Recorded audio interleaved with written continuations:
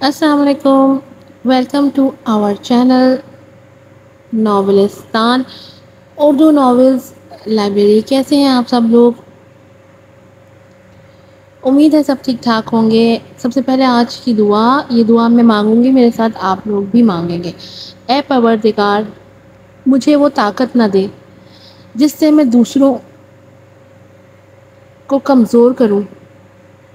مجھے وہ دولت نہ دے جس کی خاطر میں دوسروں کو غریب سمجھوں. مجھے وہ علم نہ دے جسے میں اپنے سینے میں چھپا کر رکھوں. مجھے وہ بلندی نہ دے کہ مجھے پستی میں کچھ نظر نہ آئے.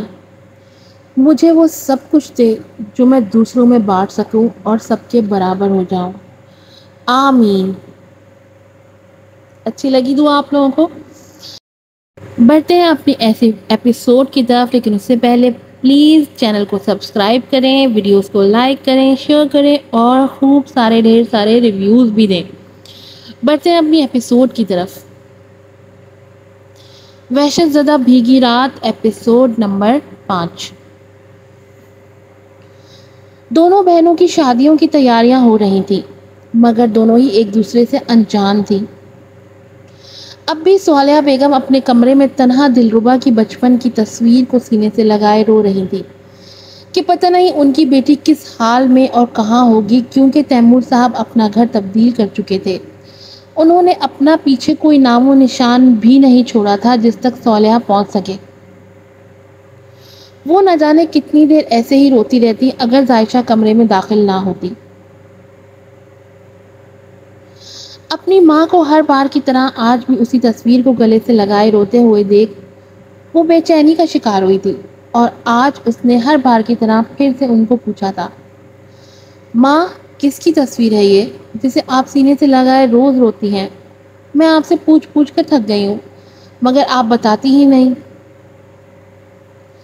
کبھی تو مجھے اپنا دکھ بتا کر اپنے دل کا غم ہلکا کر لیا کریں جو آپ کو اندر ہی اندر کھائے جا رہا ہے. میں جاننا چاہتی ہوں کہ یہ کون ہے. کیا آپ میری ایک خواہش بھی پوری نہیں کر سکتی؟ ایک بدنصیب بیٹی جس کی بدنصیب ماں اسے اس کے باپ کی دہلیز پر چھوڑ آئی تھی، اور ایک بیٹی کو اپنے ساتھ لے آئی. انہوں نے عائشہ کی آنکھوں میں آنکھیں ڈالتے سسکتے ہوئے کہا تھا. اپنی ماں کی بات سن کر اس کے رونگٹے کھڑے ہونا شروع ہو گئے تھے. سالوں پہلے تو اس کی ماں اسے اپنے باپ کے گھر سے لے کے آئی تھی، تو کیا وہ اکیلی نہیں تھی؟ کیا اس کی کوئی اور بہن بھی تھی؟ اس دنیا میں اس بات نے عائشہ کے اندر ایک کپ کپی طاری کر دی تھی. دل ایک دم بے چینی اور عجیب سی کیفیت کا شکار ہو گیا تھا.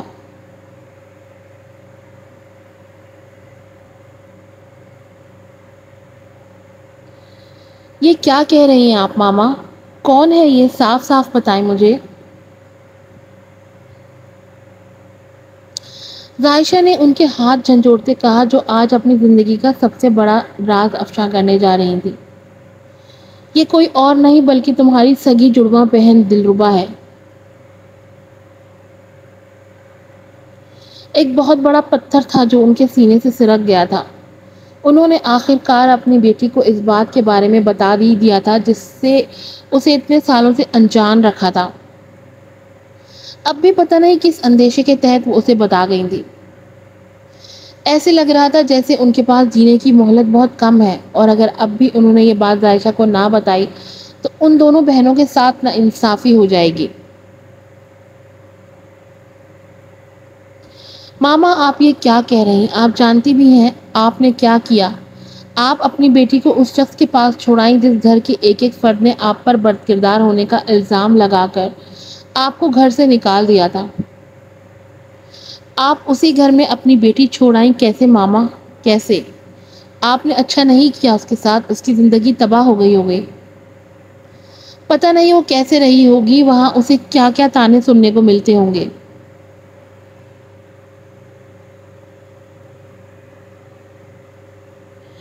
میں یہاں اپنوں کے بیچ رہ کر احساس کمتری کا شکار ہوں،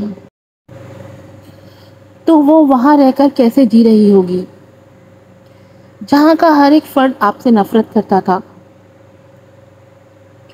وہ غصے اور غم سمیت اپنی ماں کو جھنجھوڑ کر بولی، جو خود اپنے آپ کو قصور گردانتی تھی اتنے سالوں سے.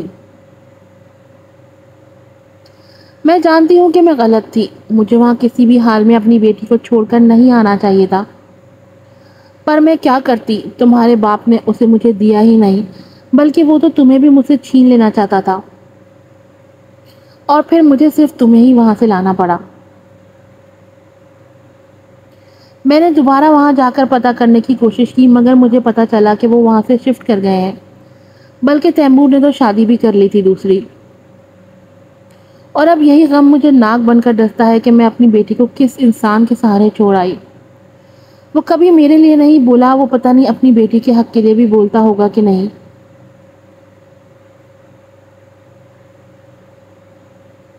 یہ غلطی مجھے اندر ہی اندر ختم کر رہی ہے، پتہ نہیں میں اپنی دوسری بیٹی کو دیکھ بھی پاؤں گی کہ نہیں۔ تمہارے میں ہی تو میں اس کا چہرہ تلاش کرتی ہوں، ہو بہو تم اس کا اور وہ تمہارا عکس ہی تو ہے۔ اگر زندگی میں تم کبھی اس سے ملو اور میں اس دنیا میں نہ رہوں تو اسے بتانا کہ اس کی ماں اسے کتنا چاہتی تھی۔ وہ ہر پل اس کے لیے تڑپتی رہی، مگر یہ بدنصیب ماں اپنی بیٹی کو پیار نہ دے پائی جس کی وہ مستحق تھی، وہ چھاؤں نہ دے پائی جس کی وہ حقدار تھی۔ یہ کہتے ہوئے وہ بلک بلک کر رو دی تھی اور عائشہ نے انہیں اپنے سینے سے لگا لیا تھا۔ دونوں آنسو بہا رہی تھی اس دلربا کے لیے جس کی زندگی کو کچھ دنوں میں جہنم بننے والی تھی۔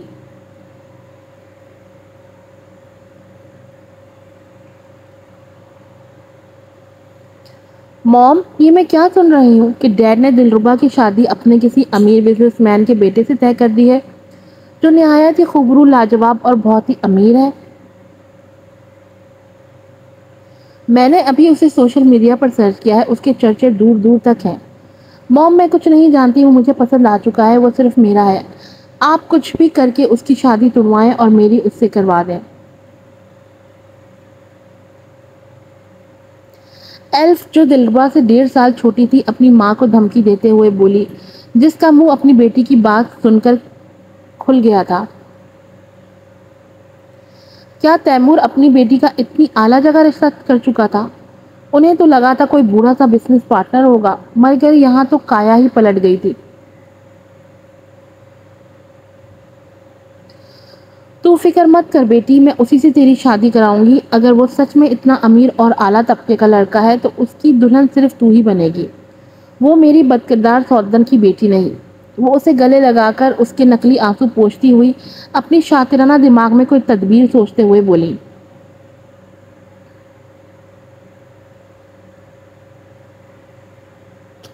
اب تو دلربا ان کے سینے پر مونگ دلنے لگی تھی۔ اب انہیں کسی بھی حال میں اسے اس گھر سے رفع دفع کر دینا تھا تاکہ وہ کبھی واپس نہ آ سکے، اور اس کے لیے ان کے دماغ میں ایک نہایت کراہیت آمیز منصوبہ وہ تیار کر چکی تھی، جس سے نہ صرف دلربا شادی والے دن ہی بدکردار ثابت ہو جاتی، بلکہ اس کا باپ بھی اس سے کبھی نظر بھر کر تک نہ دیکھتا، اور انہیں چاہیے ہی کیا تھا۔ موم، کیا سوچا ہے آپ نے؟ وہ ان کے چہرے پر مکارانہ مسکراہٹ دیکھتی ہوئی بولی۔ اسے جاننے کا تجسس تھا کیا آخر اس کی ماں کیا چال چلنے والی تھی۔ بیٹا اب بس تو دیکھتی جا، میں اس دلربا کے کیسے پر اترتی ہوں۔ ایسا کھیل کھیلوں گی کہ سانپ بھی مر جائے گا اور لاٹھی بھی نہ ٹوٹے گی۔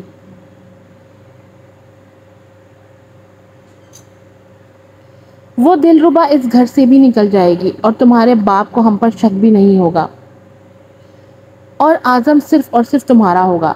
وہ شاطرانہ مسکراہٹ سے بولی تو ایلف خوشی سے ان کے گلے لگ گئی تھی۔ وہ دونوں ماں بیٹی نہیں جانتی تھی کہ جو کسی کا برا سوچتا ہے سب سے پہلے برا اسی کے ساتھ ہوتا ہے۔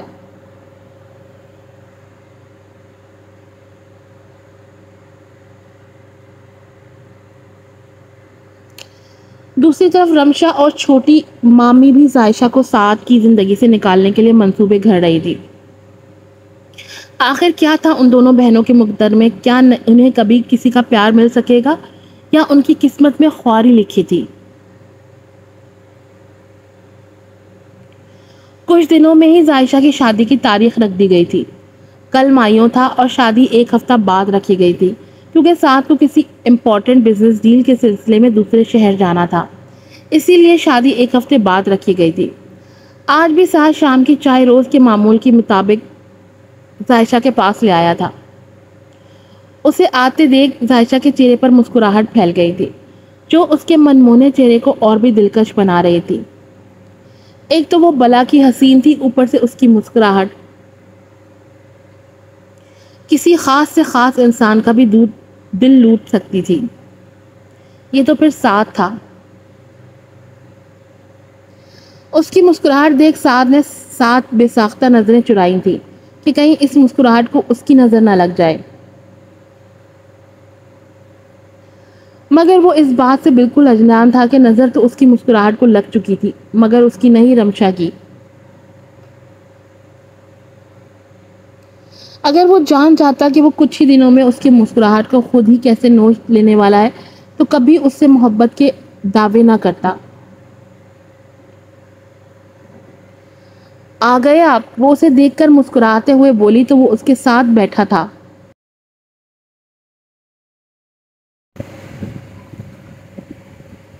محترمہ، کیا میرا اتنا بے چینی سے انتظار ہوتا ہے کہ آپ پل پل گنتی ہیں؟ سعد نے اسے چھیڑتے ہوئے کہا تو وہ اس کی بات پر جھیم گئی تھی، لیکن یہ سچ بات تھی کہ وہ اس کا انتظار پل پل کیا کرتی تھی، بلکہ ہر پل کیا کرتی تھی۔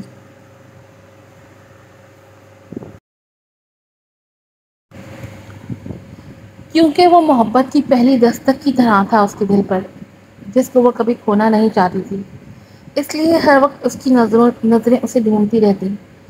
جب وہ نظروں کے سامنے ہوتا تو اس کے چہرے کے ساتھ اس کی آنکھیں بھی مسکراتی تھی،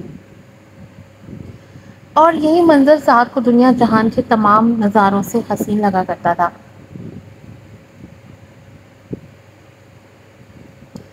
لیکن خدا گواہ ہے، تمہارے سے زیادہ میں تمہارے لیے آنکھیں بچھائے بیٹھا ہوں کہ کب تم میری زندگی میں میری صبح کی پہلی کرن بن کر آؤ گی، تاکہ بغیر کسی روک ٹوک کے میں تمہیں دیکھ سکوں اور چھو سکوں۔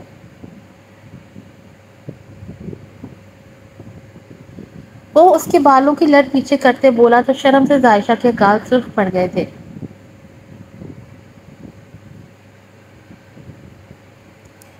سعد، آپ مجھے کبھی چھوڑ کر تو نہیں جائیں گے نا؟ اس نے معصومیت سے آنکھوں میں کئی جگنوں سموئے پوچھا۔ بھلا کوئی سانس لینا بھی چھوڑ سکتا ہے؟ اس نے عائشہ کا ہاتھ تھامتے ہوئے اسے جانثار کرتی ہوئی نظروں سے دیکھ کے کہا تھا، جس پر عائشہ کا دل خوشیوں سے بھر گیا تھا۔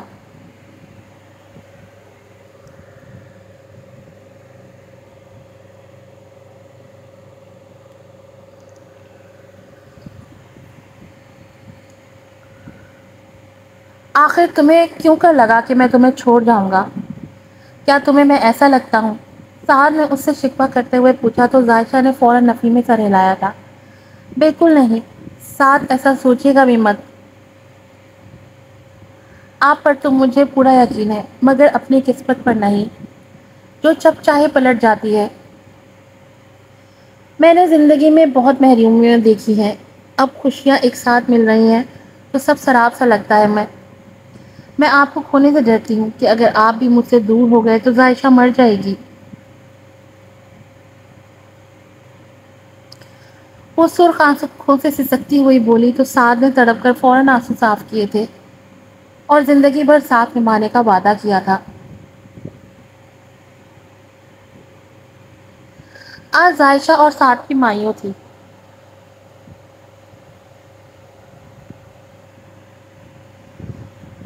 دونوں نے ہی سفید لباس پہن رکھا تھا۔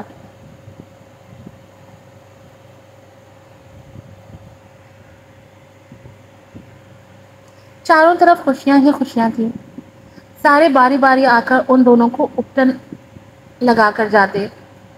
عائشہ بہت خوش لگ رہی تھی آج، اور اسے دیکھ کر سعد بھی خوش تھا، جبکہ صالحہ بیگم تو کئی بار اس کی نظر اتار چکی تھی۔ اس کی کمر اکڑ گئی تھی بیٹھے بیٹھے جب رمشا اس کے لیے جوس لے کر آئی۔ یہ لو عائشہ جوس، کتنا تھک گئی ہو تم؟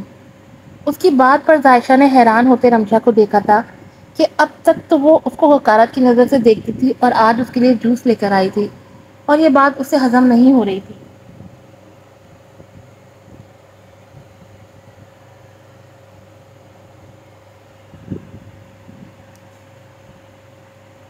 دیکھ رہی ہو، پی بھی لو۔ نہ کرتے ہوئے بھی رمشا نے سارا جوس عائشہ کو پلا دیا تھا۔ کیا یہاں صرف لڑکیوں کی خدمت کرنے کا رواج ہے؟ دولہے کی کوئی ویلیو نہیں؟ سعد نے رمشا کو مصنوعی غصے سے کہا جو اس کی بات پر ہنستی تھی۔